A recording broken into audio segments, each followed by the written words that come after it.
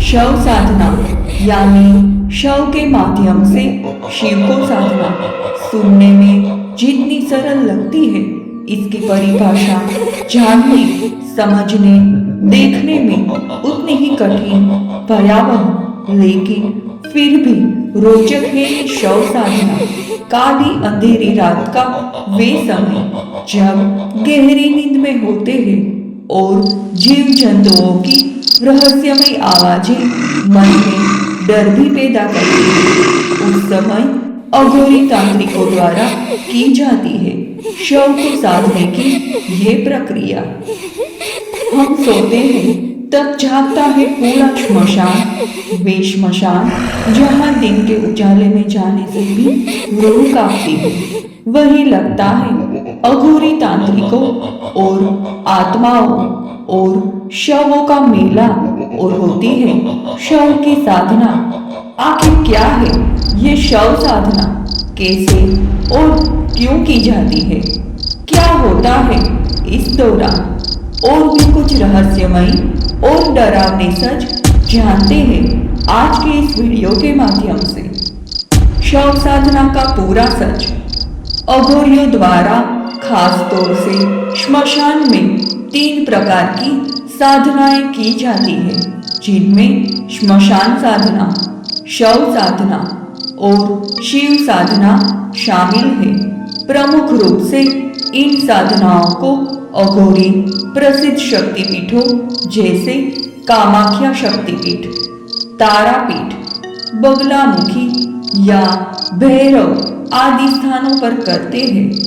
इन साधनाओं को करने के अलावा संसार में इनका कोई और लक्ष्य नहीं होता, और साधना के बाद या अन्य समय में ये अघोरी हिमालय के जंगलों में निवास करते हैं। इन्हें साधारण तौर पर देखा भी नहीं जा सकता, ना ही ये अघोरी तांत्रिक समाज में शामिल होते हैं, परंतु सिंहस्थ या कुंभ के समय इनके दर्शन आसानी से किए जा सकते हैं।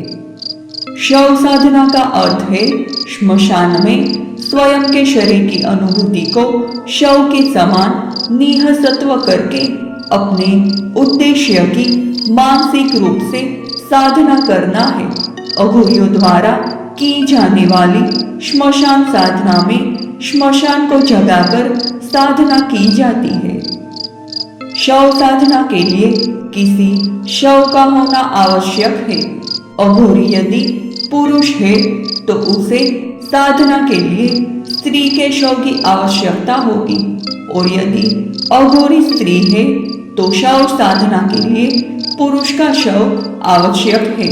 परंतु शव का चयन करते समय इस बात का विशेष ध्यान रखना आवश्यक है कि शव किस श्रेणी का है।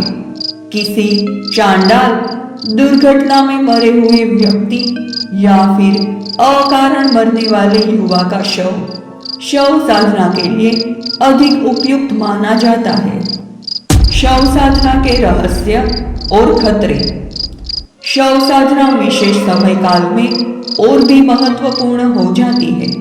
कृष्ण पक्ष की अमावस्या या शुक्ल पक्ष अथवा कृष्ण पक्ष की चतुर्दशी वाले दिन ये बेहद महत्वपूर्ण होती है। इसके साथ यदि मंगलवार का संयोग हो, ये सोने पर सुहागे के समान है। कहा जाता है कि शव साधना आसान नहीं है। इस साधना को करते समय श्मशान में कई दृश्य और अदृश्य बाधाएं आती हैं, जिन्हें हटाना एक सिद्ध और जानकार अघोरी अच्छी तरह से जानता है। साधना के पूर्व ही अघोरी को संबंधित स्थान को भूत प्रेतों और अन्य बाधाओं से सुरक्षित रखना होता है, ताकि वे साधना के बीच में विघ्न पैदा ना कर सके। इसके लिए अग्नि तो होती ही है। अघोरी मंत्रोच्चार करते हुए आसपास एक लकीर खींचते हुए एक घेरा बनाते हैं और साथ ही तूतई बजाता है, जिससे भूत प्रेत या कोई भी बाधा प्रवेश न कर सके। इसके बाद विधि विधान से साधना आरंभ की जाती है। जिस शव की साधना की जानी है उसे स्नान करवाकर कपड़े से पोंछकर उस पर सुगंधित तेलों का छिड़काव किया जाता है। लाल चंदन का लेप किया जाता है।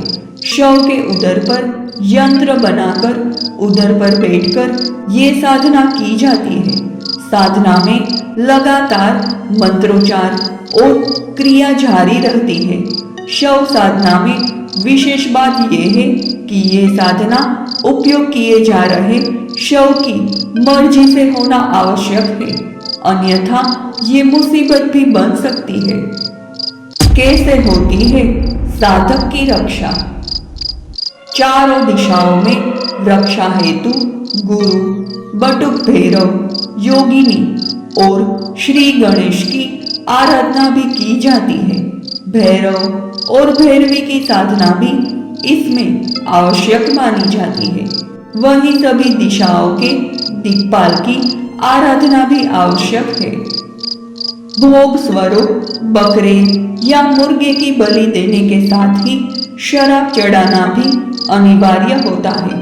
शव को भी ये चीजें अर्पित की जाती है। कुछ ही समय में देखते ही देखते ये भोग समाप्त हो जाता है। इस साधना के पूर्ण होते होते मुर्दा या शव भी बोलने लगता है। साधना पूर्ण होने पर साधक वे सिद्धि प्राप्त कर लेता है जिसके लिए वे शव साधना कर रहा था। आधी रात बीतते बीतते शव की आंखें भी विचलित होने लगती है और उसके शरीर में कई परिवर्तन एक साथ देखे जा सकते हैं। लेकिन इन भयावह और खतरनाक दृश्यों को देखते हुए भी साधक का मन लक्ष्य से नहीं हटना चाहिए। उसे मंत्रोच्चार जारी रखने होते हैं ताकि साधना को पूर्ण किया जा सके।